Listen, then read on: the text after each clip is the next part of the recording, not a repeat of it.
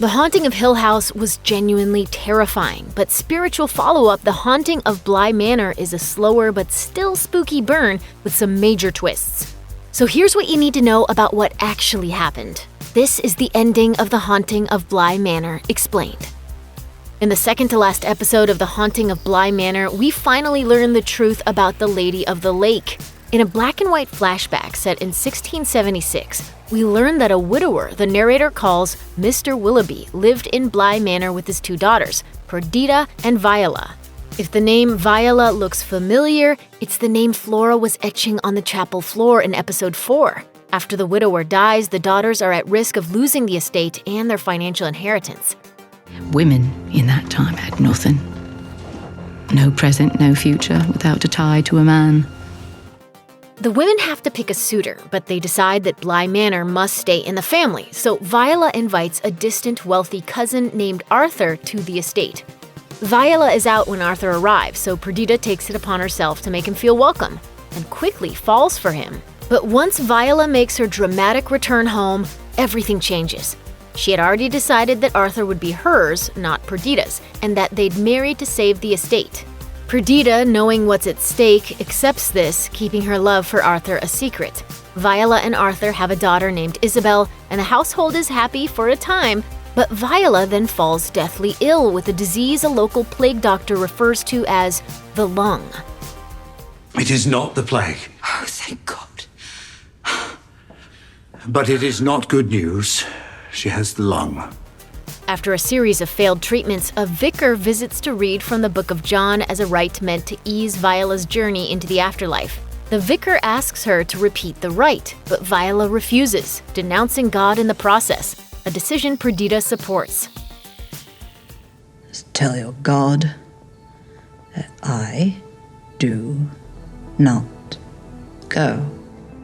Viola somehow wills herself to survive, despite her severe illness, growing increasingly miserable and increasingly jealous over the years of her healthy sister Perdita's friendship with her husband Arthur. One night, with Arthur away on business, Perdita, no longer able to bear the burden of caring for her sister after 6 grueling years, decides to put an end to her suffering, covering Viola's mouth until she stops breathing. After a period of grieving, Arthur marries Perdita, but they find themselves in a difficult financial situation, which puts a strain on their marriage. Before she was killed, Viola left her finest gowns and jewels in a trunk for Isabel to remember her by, and made Arthur promise not to give the key to the trunk to anyone but Isabel. Desperate to fix their money problems, Perdita, on the 6-year anniversary of her sister's death in 1686, decides to go behind her husband's back and opens the trunk holding Viola's riches. When Perdita opens the trunk, Viola's spirit kills her. It's then revealed that after Viola's death, her spirit was trapped in a kind of purgatory. She's stuck in her room, filled with her fancy belongings, but all she can do is sleep and pace the floor. The narrator reveals that this purgatory is just a construct, and Viola's spirit is in fact trapped inside the trunk, waiting for Isabel to one day open it up. Perdita opens it first, and Viola gets her revenge before returning to her purgatory to sleep. As Arthur and Isabel are leaving the manor, Arthur decides to throw the trunk in the lake on the grounds so his daughter won't suffer the same fate as Perdita. Viola is heartbroken, but in a callback to her refusing to succumb to her disease, she determines to escape the trunk. With every ounce of her considerable will, as when she was sick, and against all probability, Viola would not go. At night, a now free Viola leaves the lake and walks to the manor, regularly visiting her old home in search of Isabel over and over, killing anyone who gets in her way. The manor is eventually used to quarantine those with the plague, leaving many potential victims at Viola's disposal. Anyone who dies on the manor's grounds is left in purgatory, a strange phenomenon that begins when Viola kills the plague doctor. Over time, Viola and her victims' memories begin to fade, and so do their faces. One such victim is a faceless boy, the same boy we see Flora interact with in episode 6. We also learn that Perdita is the faceless woman trapped in the attic with no memory of who she was or how she died, per the narrator. Viola suffers the same fate for centuries, endlessly searching the house at night for Isabel, but not knowing why. In the final episode of the series back in 1987, the Lady of the Lake, who we now know is Viola, attempts to drag Dani the au pair into the lake. Hannah, the housekeeper and a Bly Manor spirit, urges Viola to let Dani go, to no avail. But once Viola finds Flora, she experiences faint memories of her daughter. Flora pleads with her to let Dani go, and Viola takes Flora instead and heads to the lake, believing she's Isabel. Uncle Henry, who we now know is actually Flora's father, arrives at the manor and distracts Viola for a bit, before getting choked and briefly dying, appearing as a spirit. He is later saved via CPR by Owen the cook, who arrived with Jamie the gardener, Dani's love interest, after they both dreamt that the inhabitants of Bly Manor were in danger. Meanwhile, at the lake, the spirit of Rebecca, the children's former au pair, has Flora recite, "It's you, it's me, it's us," and promises to feel her pain for her by inhabiting her body and tucking her away into a memory. This is a technique another Bly Manor spirit, Rebecca's lover Peter Quint, developed in an attempt to fully possess the children and escape the fading memories and face-fading fate of the other spirits at Bly.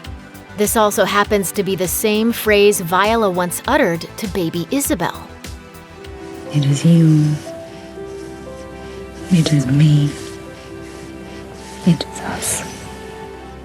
According to the narrator, Dani, without understanding what she's really saying, feels compelled to say the same phrase she heard the children recite with Peter and Rebecca in an attempt to save Flora, who is safely dream-hopping as Viola walks her into the water. Dani's gambit works, and Viola's curse on Bly Manor is finally lifted. Peter no longer inhabits Miles, and Rebecca no longer inhabits Flora. The rest of the spirits are also set free, including Hannah. However, per the narrator, a part of Viola is now trapped inside Dani, since Dani invited her in. We even see one of Dani's eyes change from blue to brown to signal the possession, the same thing that happened to Miles when he invited Peter in. After the children move out of the manor with Henry to find a new home in the United States, Dani and Jamie leave the manor too. While preparing to move out, Dani tells Jamie that she can feel Viola watching her. She predicts that one day, Viola will take her. But Jamie decides to take an optimistic approach, telling Dani that she'll stick with her until the fate she fears eventually comes to pass. The couple moves in together, spending years blissfully in love and opening their own flower shop in Vermont. But over time, Dani begins seeing Viola's reflection. And at first, she keeps it hidden from Jamie, but knowing that she only has a little time left, she decides to give her a promise ring. At this point in the story, it's the 90s, so they can't legally marry. Instead, the ring symbolizes that Dani is ready to spend the rest of her life with Jamie, no matter how soon that life may end. After seeing Viola's reflection in a pitcher of water and then once more while washing dishes at home, Dani finally tells Jamie that she feels her time to become the Lady of the Lake is coming. At one point, Viola's presence becomes even stronger, with Dani feeling possessed by her to the point where she almost kills Jamie by pulling Viola's signature move and strangling her. Knowing Jamie's life is now at risk, Dani travels to Bly Manor, where she allows herself to become the new Lady of the Lake. When Jamie realizes what's happening, she tries to stop Dani, but it's too late. The magic phrase doesn't work this time because now Dani is officially the Lady of the Lake, and she doesn't want Jamie to sacrifice herself for her, nor does she want to claim any new victims. Though Jamie is unable to reunite with Dani, she keeps an optimistic outlook, always trying to catch Dani's reflection in the water. Of course, it's not a haunting story without a big twist, but this time, it's a very sweet one. The Haunting of Bly Manor begins with the narrator telling her story to a couple and the attendees of their wedding rehearsal dinner in 2007.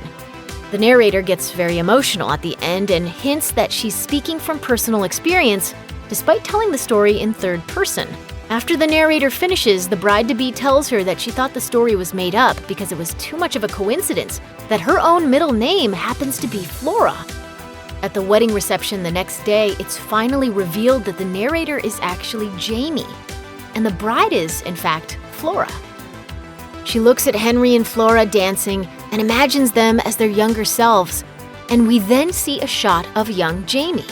She also spots Miles and Owen together and raises her glass at them.